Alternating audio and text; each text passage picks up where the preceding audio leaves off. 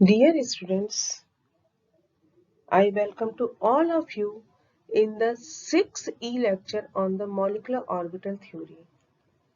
Friends, पिछले कुछ समय से हम डाइएटॉमिक मॉलिक्यूल्स के लिए मॉलिक्यूलर ऑर्बिटल डायग्राम्स बनाना और उनकी बॉन्डिंग को एक्सप्लेन करने का तरीका ढूंढ रहे हैं के बारे में हम पढ़ रहे हैं। हम लास्ट प्रीवियस लेक्चर में हमने कुछ सिंपल डाइएटॉमिक मॉलिक्यूल के बारे में पढ़ा था, जिसमें हमारा लिथियम था, हाइड्रोजन था, He2 मॉलिक्यूल था, हीलियम आयन था, ठीक है, और बेरिल मॉलिक्यूल का हम मॉलिक्यूलर ऑर्बिटल डायग्राम देख चुके हैं।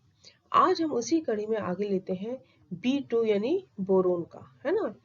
अब आप देखिए बोरोन का जो इलेक्ट्रॉनिक कॉन्फ़िगरेशन है वो कितना है, 1s2 2s2 2p1, ठीक है। अब जब दो बोरोन आपस में कंबाइन करके B2 मॉलिक्यूल बनाते हैं तो इसका मतलब क्या है कि दोनों के जो 3 वैलेंस इलेक्ट्रॉन है ना, मतलब एक तो कितना होगा, दो तो इसमें 2s2 में हो गए और एक इसमें p में हो गया। ये आपस में मतलब 6 इलेक्ट्रॉन, एक बोरोन कितना कंट्रीब्यूट करता है, 3 इलेक्ट्रॉन्स को कंट्रीब्यूट करता है। ये आपस में कंबाइन करके मॉलिक्यूलर ऑर्बिटल बनाते हैं और इसमें 6 इलेक्ट्रॉन को हमें एकोमोडेट करना है, ठीक है। तो देखिए इसमें जो 1s2 और 1s2, ये तो मैं आपको पहले बता चुकी हूँ, ये बॉन्डिंग में पार्टिसिपेट नहीं करते हैं, इसको अपन के फॉर्म में लिख देते हैं। मतलब क्या है, इसमें से दो बॉन्डिंग मॉलिक्यूलर ऑर्बिटल बनेंगे तो दो एंटी बॉन्डिंग बनेंगे, एक दूसरे का इफेक्ट कैंसिल कर देंगे। अब आप देखिए यहाँ पे 2s2 में से भी क्या हुआ, टोटल आपके पास क्या है, 4 इलेक्ट्रॉन है, तो दो बॉन्डिंग में आ गए और दो एंटी बॉन्डिंग में आ गए। अब यहाँ पे देखिए दोनों p में एक एक इलेक्ट्रॉन है, यानी हर बोरोन का एक p का एक इलेक्ट्रॉन बॉन्डिंग में कंट्रीब्यूट करता है। और ये मैं आपको पहले बता चुकी हूं कि जो स्टार्टिंग के जो सेकंड पीरियड में lithium, beryllium, boron, carbon, nitrogen up to nitrogen, s और p ऑर्बिटल की एनर्जी में डिफरेंस बहुत कम होता है, इसलिए इनमें मिक्सिंग हो जाती है। और मिक्सिंग होने के बाद इस तरीके से मिक्सिंग होती है कि p जेड की एनर्जी जो है वो कम हो जाती है और p x और p y की एनर्जी इसमें से ज्यादा हो जाती है, ठीक है। तो अब ये देखिए यहाँ पे ये थोड़ा सा गलत हो गया, ये यहाँ पे ये नहीं आना चाहिए, है ना। ये जो है ये pz आएगा, इसको मैं यहाँ से मिटा देती हूँ। ये यहाँ से क्या आएगा, ये सिर्फ इसमें ये pz ही आएगा। ये कौन सा हो जाएगा, ये हो जाएगा आपका, ये हो जाएगा आपका pz मॉलिक्यूलर ऑर्बिटल, ठीक है।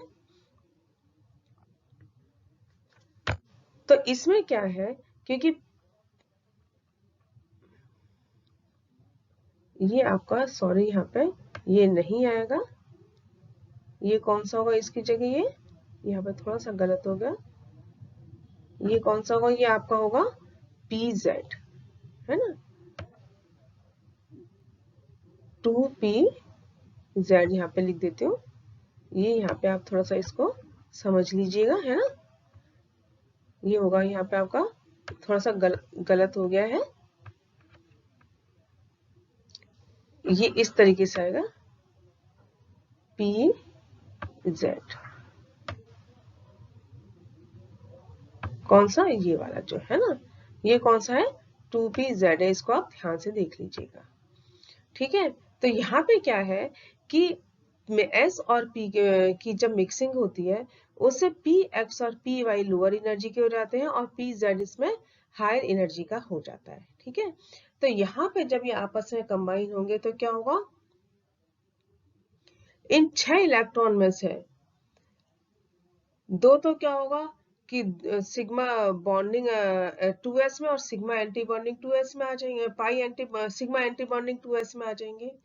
अब जो रिमेनिंग 2 इलेक्ट्रॉन्स है ये किस में होंगे, एक एक इलेक्ट्रॉन px में और py में आएगा, क्योंकि px और py की क्या है, एनर्जी सेम होती है, इसलिए इनमें पहले एक एक इलेक्ट्रॉन आता है। ठीक है, तो बोरोन जो है B2 जो मॉलिक्यूल है, सबसे बड़ी बात तो क्या है, ये पैरामैग्नेटिक है, क्योंकि इसमें एक एक अनपेयर्ड इलेक्ट्रॉन होते हैं। बॉन्ड ऑर्डर यदि हम निकालें तो 2 3 4, इसमें कितने हो गए, 4 तो बॉन्डिंग इलेक्ट्रॉन हो गए, 2 इसमें किसमें हो गए, एंटी बॉन्डिंग में, तो 4 - 2 = 2। ठीक है, तो इसका बॉन्ड ऑर्डर कितना होगा, 1। तो इसमें 1 कौन सा होगा, पाई बॉन्ड होगा। क्यों, क्योंकि इसमें क्या है, पी एक्स और पी वाई बॉन्डिंग में पार्टिसिपेट करते हैं।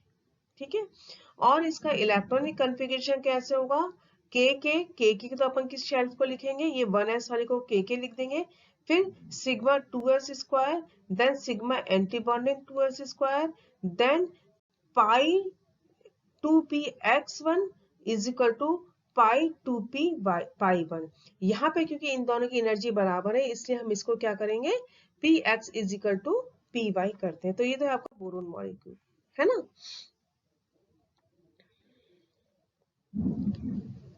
ठीक है, अब अपन आते हैं नेक्स्ट, उसमें ये अब मैंने लिखा है, molecule boron have only one bond. A careful inspection of the electronic configuration reveals that the electrons which contributes towards bonding are the pi 2px and pi 2py. This suggests that molecule is formed by weak pi bond. The bond dissociation energy 280 kilocalorie joule mole inverse है, और bond length इसके 1.59 angstrom, और क्योंकि इन दोनों में एक एक electron है, इसलिए ये कैसा होता है, पैरामैग्नेटिक या अनुचुंबकीय होता है। Now come to the carbon. Now electronic configuration of carbon कितना है, 1s2 2s2 और 2p2, यानी हर कार्बन एटम के जो वैलेंस शेल है उसमें कितने हैं, 4 इलेक्ट्रॉन होते हैं।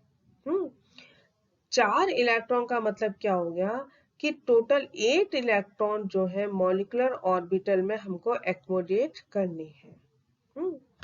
तो इनमें से देखिए, ये 1s तो अपन के मान ही लेते हैं इसको। अब 4 इलेक्ट्रॉन में से हर कार्बन एटम के 4 इलेक्ट्रॉन, टोटल 8 इलेक्ट्रॉन, इन 8 में से 4 तो किस में आ जाएंगे, सिग्मा बॉन्डिंग 2s में और सिग्मा एंटी बॉन्डिंग 2s में आ जाएंगे। अब देखिए 2p में क्या है, 2 इसमें और 2 इसमें, टोटल 4 अपने को इलेक्ट्रॉन ऑक्यूपाई करने हैं। अब 4 इलेक्ट्रॉन यदि अपने को ऑक्यूपाई करने हैं, तो फिर क्या होगा, इसमें से देखिए, इसमें क्योंकि px यहाँ पे भी क्या है कि s और p में एनर्जी का डिफरेंस कम है, इसलिए क्या होगा कि इसमें भी मिक्सिंग हो जाएगी, और मिक्सिंग होने के बाद px और py की एनर्जी कम हो जाएगी और pz की एनर्जी थोड़ी सी ज्यादा हो जाएगी। ठीक है, तो ये 4 इलेक्ट्रॉन में से क्या होगा, पहले एक एक px और py में आया, उसके बाद दूसरा यहाँ पे आके क्या हो गया, इसमें पेयरिंग हो गई, यानी चारों इलेक्ट्रॉन किस में आ गए हैं, इस px और py में आ गए। अब अपन यदि इनका बॉन्ड ऑर्डर निकालें, ठीक है, बॉन्ड ऑर्डर यदि हम निकालें तो इसमें क्या होगा, कि सबसे पहली बात तो देखिए, इसमें कहीं पे भी अनपेयर्ड इलेक्ट्रॉन नहीं है। इससे C2 मॉलिक्यूल कैसा है, डायमैग्नेटिक या प्रतिचुंबकीय होता है। Bond order, number of bonding electron 2 4 and 6 -2 4 upon 2 कितना है, 2, है ना। तो इसमें क्या है, 2 पाई बॉन्ड है कार्बन मॉलिक्यूल के बीच में। पाई बॉन्ड क्यों है, क्योंकि पी एक्स और पी वाई ये बॉन्डिंग में पार्टिसिपेट करते हैं। ठीक है, और इसका इलेक्ट्रॉनिक कन्फिगरेशन कितना होगा, के इनको तो अपन ने के बोल दिया, sigma 2s square, sigma anti bonding 2s square, फिर पाई स्क्वायर पी एक्स, पाई 2p स्क्वायर एक्स, और पाई 2p स्क्वायर वाई। ठीक है, ये कार्बन का इलेक्ट्रॉनिक कॉन्फ़िगरेशन होता है। अब हम आते हैं नाइट्रोजन मॉलिक्यूल पे। अब नाइट्रोजन मॉलिक्यूल के लिए देखिए, नाइट्रोजन जो मॉलिक्यूल है उसका कॉन्फ़िगरेशन कितना होता है, 1s2 2s2 और 2p3 ये होता है। यानी कि टोटल हमारे पास कितने हैं, 5 वैलेंस इलेक्ट्रॉन है एक एटम, नाइट्रोजन एटम में। जब ये दोनों आपस में मिलेंगे तो क्या बनेगा, नाइट्रोजन मॉलिक्यूल में कितने हो जाएंगे, 10 इलेक्ट्रॉन्स होंगे जो कि मॉलिक्यूलर ऑर्बिटल्स में भरे जाने हैं। ठीक है। अब नाइट्रोजन में भी देखिए s और p की मिक्सिंग हो जाएगी, तो इन 10 इलेक्ट्रॉन में से 4 तो किस में आ जाएंगे, 2s बॉन्डिंग में और 2s एंटी बॉन्डिंग में आ जाएंगे। ये 6 जो है किस में आ जाएंगे, सबसे पहले तो इसमें आएंगे px में, py में, और उसके बाद रिमेनिंग किस में जाएंगे, क्योंकि pz भले ही px और py से ज्यादा एनर्जी का है लेकिन इनके मुकाबले कम एनर्जी का है, एंटी बॉन्डिंग के मुकाबले, तो इसमें आ जाएंगे, है ना। अब आप इसका सबसे पहले तो देखिए बॉन्ड ऑर्डर निकालिए। बॉन्ड ऑर्डर कितना है, 2 4 6, ठीक है। तो कितने हो गए इसमें, 2 4 6 और 8, 8 तो बॉन्डिंग इलेक्ट्रॉन गए, -2 एंटी बॉन्डिंग में सिर्फ 2 है, -6 तो कितने हो जाएंगे, 3। तो मॉलिक्यूल इसमें कितना है, 3 इसमें बॉन्ड है। अब 3 बॉन्ड कौन कौन से देखिए, ये आपको पता है कि ये पाई एक्स, पी एक्स और पी वाई, ये तो क्या करते हैं,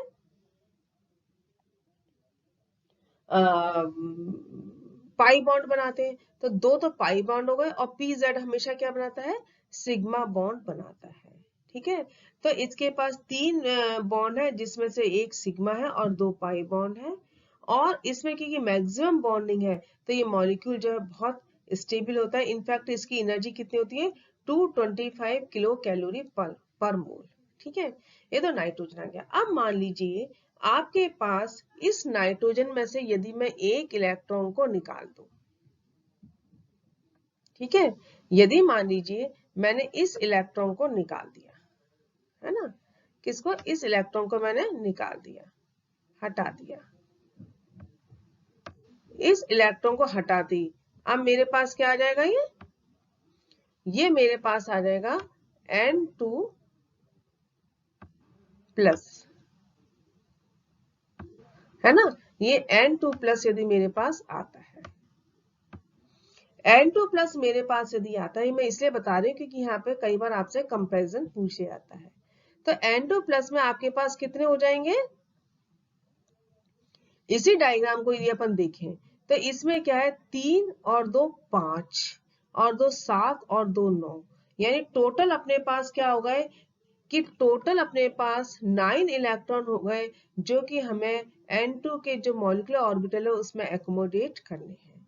इन 9 में से 4 इलेक्ट्रॉन तो किस में आ गए, 2s बॉन्डिंग और 2s एंटी बॉन्डिंग में।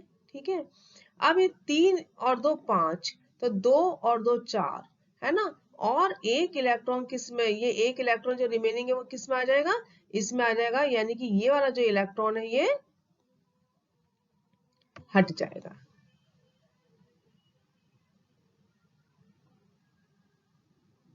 ठीक है, ये इलेक्ट्रॉन हट गया। अब अपन इसका बॉन्ड ऑर्डर निकालें तो बॉन्ड ऑर्डर कितना होगा, 2 4 6 7, है ना, 7 माइनस 2 दैट इज 5, तो बॉन्ड ऑर्डर कितना हो जाएगा, 2.5 हो जाएगा। अनपेयर्ड इलेक्ट्रॉन इसमें कितना है, 1, इससे ये कैसा होगा, पैरामैग्नेटिक होगा। तो देखिए N2 आयन तो क्या है, पैरामैग्नेट है, लेकिन N2 अपना क्या था, डाईमैग्नेटिक है। ठीक है। तो ये तो हो गया अपना, ये क्या हो गया अपना N2 प्लस, है ना, ये N2 प्लस हो गया। ठीक है। अब मान लीजिए मैं इसको फिर एक और करती हूँ। अब मैं इस N2 प्लस की जगह अब मैंने क्या करा, इसमें एक इलेक्ट्रॉन बढ़ा दिया। ठीक है। एक इलेक्ट्रॉन बढ़ाने का मतलब क्या हो जाएगा, अब मेरे पास क्या आ जाएगा, N2 माइनस, अभी तो अपने पास क्या था, N2 प्लस था, अब अपने पास यदि आ जाता है N2 माइनस, ये है मेरे पास N2 माइनस। N2 माइनस में क्या होगा, यदि ये नाइट्रोजन का है तो इसमें एक इलेक्ट्रॉन और बढ़ जाएगा। मान लीजिए ये अपना एक इलेक्ट्रॉन बढ़ गया, ठीक है, एक इलेक्ट्रॉन ये अपना बढ़ गया, ठीक है, ये इलेक्ट्रॉन बढ़ गया।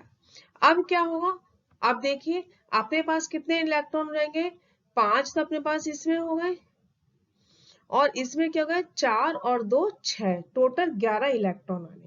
इन 11 इलेक्ट्रॉन में से 4 तो इधर आ गए, ठीक है, 2 और 4 और 6 इधर आ गए, और एक इलेक्ट्रॉन किस में चला जाएगा, वो आपका जो रिमेनिंग है किस में आ जाएगा, इसमें आ जाएगा, ठीक है, समझ में आ रहा है आपको। N2 माइनस मीन्स एक इलेक्ट्रॉन आपका बढ़ गया। तो अब टोटल देखिए आपके 2 4 6 और 8 है ना, 2 4 6 और 8, 8 माइनस ये 2 और 1 3, -3 यानी 5, 5 में से क्या होगा, इसका बॉन्ड ऑर्डर कितना है, 5/2 2.5, ठीक है, और इसमें भी अनपेयर्ड इलेक्ट्रॉन कितना है, 1 है, तो ये भी क्या है, पैरामैग्नेटिक, यानी N2 प्लस में भी एक अनपेयर्ड इलेक्ट्रॉन है, और N2 माइनस में भी एक इलेक्ट्रॉन अनपेयर्ड है ना। अब मान लीजिए मैंने क्या करा, इसको हटा दिया, ठीक है, इसको हटाने के बाद अब मैंने क्या करा कि इसमें एक और इलेक्ट्रॉन जोड़ दिए, 2 इलेक्ट्रॉन जोड़ दिए, यानी कि एक इलेक्ट्रॉन तो मैंने इसमें जोड़ दिया और एक इलेक्ट्रॉन मैंने इसमें जोड़ दिया, ठीक है, ये 2 इलेक्ट्रॉन अपन ने जोड़ लिए, है ना, ये 2 इलेक्ट्रॉन अपन ने जोड़ लिए, यानी कि अपने पास क्या, अब क्या हो जाएगा, N2 माइनस 2, ये अपने पास 2 इसमें इलेक्ट्रॉन जुड़ गए। अब देखिए क्या होगा, अब अपने पास टोटल कितने हो जाएंगे, 2 और ये कितने हो गए, 4 6 और 6 12 इलेक्ट्रॉन हो गए। अब 12 इलेक्ट्रॉन अपने को इसमें एडजस्ट करने, तो इसमें से 4 तो यहाँ हो गए, ठीक है, अब कितने बचे, 8, तो 2 4 6, अब रिमेनिंग जो एक एक इलेक्ट्रॉन है वो किस में जाएगा, ये एक इलेक्ट्रॉन तो जाएगा इसमें, ठीक है, क्योंकि अब क्या हुआ, ये बॉन्डिंग अपने सारे भर गए। अब एंटी बॉन्डिंग में, क्योंकि पाई की इलेक्ट्रॉन एंटी बॉन्डिंग की एनर्जी जेड एंटी बॉन्डिंग से कम होती है, इसलिए ये किस में आ जाएंगे, इसमें आ जाएंगे, ठीक है। अब अपन यदि इनका बॉन्ड ऑर्डर निकाले, 2 4 6 और 8, 8 माइनस 2 और 2 4/2 2, यानी इसका बॉन्ड ऑर्डर कितना हो, N2 माइनस 2 का बॉन्ड ऑर्डर कितना हो जाएगा, 2, और इसमें नंबर ऑफ अनपेयर्ड इलेक्ट्रॉन कितने हो जाएंगे, 2, यानी कि ये भी कैसा हो जाएगा, पैरामैग्नेटिक हो जाएगा, ठीक है। तो कहने का मतलब ये है, यदि अपन नाइट्रोजन, मैं इसलिए बता रही हूँ कि नाइट्रोजन के आपके बहुत नाइट्रोजन N2 माइनस 2 के फॉर्म में भी मिल जाता है, N2 माइनस के फॉर्म में भी मिल जाता है, और N2 प्लस के फॉर्म में भी कहीं ना कहीं आता है। तो इसमें यदि आप अपन इनका कंपैरिजन करें, ठीक है, N2 का जो मॉलिक्यूलर ऑर्बिटल कॉन्फ़िगरेशन है वो कैसा है, अभी अब मैं आपको बता के चुकी हूँ, इस तरीके का है। इसमें टोटल 10 इलेक्ट्रॉन होते हैं, एंटी बॉन्डिंग 4 होते हैं, बॉन्ड ऑर्डर का 3 होता है, इसमें अनपेयर्ड इलेक्ट्रॉन एक भी नहीं होता, ये डायमैग्नेटिक होता है। N2 प्लस का अभी अपन ने देखा, इसका मॉलिक्यूलर ऑर्बिटल कॉन्फ़िगरेशन है ये, और टोटल इलेक्ट्रॉन है इसमें 9, ठीक है, यानी एक से इसमें से कम हो गया, और इसका बॉन्ड ऑर्डर होता है 2.5, और इसमें एक अनपेयर्ड इलेक्ट्रॉन होता है, इसलिए कितना हो गया, पैरामैग्नेटिक हो गया। N2 माइनस में भी अभी मैं आपको बता के चुकी हूँ, इसका इलेक्ट्रॉन, इसका बॉन्ड ऑर्डर कितना होता है, 2.5 होता है। बॉन्डिंग इलेक्ट्रॉन इसमें 10 होते हैं, एंटी बॉन्डिंग इसमें 5 होते हैं, ठीक है, तो 10 माइनस 5/2 2.5, और ये भी पैरामैग्नेटिक है। N2 माइनस 2, इसमें बॉन्डिंग ऑर्बिटल है 10, एंटी बॉन्डिंग है 6, तो 10 माइनस 6 4/2, यानी बॉन्ड ऑर्डर इसका 2, और ये इसके अनपेयर्ड इलेक्ट्रॉन 2, और ये पैरामैग्नेटिक है। अब यदि अपन इसकी स्टेबिलिटी देखें, तो स्टेबिलिटी क्या है, N2 N2 plus N2 minus और N2 माइनस 2 की। तो मैं आपको पहले ही बता चुकी हूँ प्रीवियस लेक्चर्स में कि stability is directly proportional to bond order. जितना बॉन्ड ऑर्डर होगा उतनी ही ज्यादा इसमें स्टेबिलिटी होती है। तो बॉन्ड ऑर्डर सबसे ज्यादा किसमें है, 3 में है। तो सबसे ज्यादा स्टेबल कौन सा हो गया, 3। फिर इसमें क्या हो गया, दूसरे नंबर पे आएगा N2 प्लस, फिर N2 माइनस, और सबसे कम होगा इसका N2 माइनस 2। तो आपसे ये कंपैरिजन पूछा जा सकता है कि कौन सा इसमें,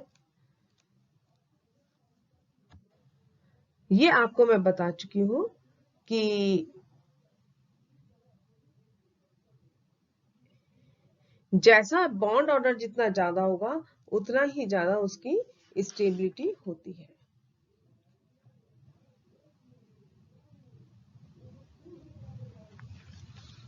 ठीक है। यदि कोई दो स्पीसी जिसमें कि सेम बॉन्ड ऑर्डर होता है, ठीक है, तो वो स्पीसी जिसमें कि एंटी बॉन्डिंग मॉलिक्यूलर ऑर्बिटल में कम इलेक्ट्रॉन होते हैं वो ज्यादा स्टेबल होती है। ठीक है। अब आप ये कहोगे N2 प्लस और N2 माइनस में, इन दोनों में से दोनों का बॉन्ड ऑर्डर 2.5 है तो N2 प्लस क्यों स्टेबल है, क्यों, क्योंकि इसमें एंटी बॉन्डिंग ऑर्बिटल में 4 इलेक्ट्रॉन है और इसमें 5 है। तो यदि ऐसी दो स्पीसी जिसका बॉन्ड ऑर्डर सेम है, तो जिसमें एंटी बॉन्डिंग और मॉलिक्यूलर ऑर्बिटल में इलेक्ट्रॉन्स कम होते हैं वो स्पीसी ज्यादा स्टेबल होती है। ठीक है। अब अपन आते हैं ऑक्सीजन पे। ऑक्सीजन का जो इलेक्ट्रॉनिक कॉन्फ़िगरेशन वो कैसा है, 1s2 2s2 2p4, यानी वैलेंस शेल इलेक्ट्रॉनिक कॉन्फ़िगरेशन का कैसा, और 2s2 2p4। तो इसका मतलब क्या है, एक ऑक्सीजन के पास 6 इलेक्ट्रॉन है तो दो के पास कितने हो गए, 12 इलेक्ट्रॉन होते हैं। तो ओवरऑल 12 इलेक्ट्रॉन जो है वो ऑक्सीजन के मॉलिक्यूलर ऑर्बिटल में हमें एकोमोडेट करने हैं। ठीक है। अब इसमें से 4 तो क्या हो जाएंगे, सिग्मा बॉन्डिंग 2s और सिग्मा एंटी बॉन्डिंग 2s में आ जाएंगे। अब रिमेनिंग जो आपके 12 में से 4 तो इसमें 8 बचे, 4 इसके और 4 इसके। ये आपको मैं बता चुकी हूँ सेकेंड पीरियड में अप टू नाइट्रोजन s और p ऑर्बिटल में एनर्जी में डिफरेंस बहुत कम होता है। इससे उनमें आपस में मिक्सिंग होके, और इस तरीके से मिक्सिंग होती है कि pz की एनर्जी सिग्मा pz जो कि pz ऑर्बिटल जो कि सिग्मा बॉन्ड बनाता है इसकी एनर्जी ज्यादा होती है। लेकिन नाइट्रोजन के बाद ऑक्सीजन और फ्लोरीन में s और p ऑर्बिटल की एनर्जी में डिफरेंस ज्यादा हो जाता है। इनमें s और p ऑर्बिटल की मिक्सिंग नहीं हो पाती है, इसलिए सिग्मा pz जो कि सिग्मा बॉन्ड बनाए इसकी एनर्जी कम होती है, और px और py की एनर्जी ज्यादा हो जाती है। तो ऑक्सीजन में देखिए ये क्रम आपका रहेगा, pz नीचे आएगा और px और py ऊपर होंगे। तो 4 में से क्या वो टोटल मेरे पास 8 है, तो 2 4 6 और 7 और 8। ठीक है। आपके पास कितने हो गए, 8 इलेक्ट्रॉन इसमें यहां आ गए।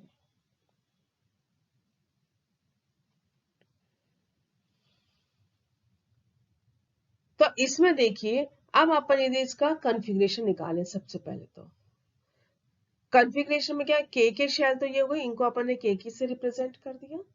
फिर sigma 2s square, sigma anti bonding 2s square, then sigma 2pz square, then pi 2px square is equal to pi 2py square. ठीक है। फिर pi anti bonding px1 is equal to pi anti bonding py1। ठीक है, ये इसका हो गया। Bond order कितना होगा, 2 4 6 और 8, 8 माइनस 2 और 3 4, 8 माइनस 4 अपॉन 2 यानी 2। इसका बॉन्ड ऑर्डर कितना होगा, 2। ठीक है।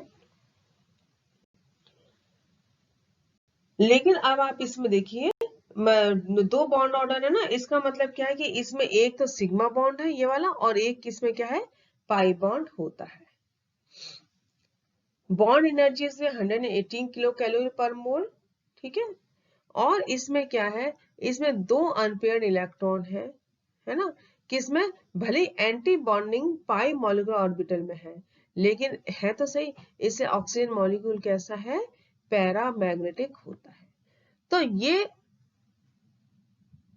आपके ऑक्सीजन का मॉलिक्यूलर ऑर्बिटल डायग्राम है। अब अपन ऑक्सीजन के आयंस का इस ऑक्सीजन के साथ कंपैरिजन करेंगे नेक्स्ट टर्न पे। Till then good bye.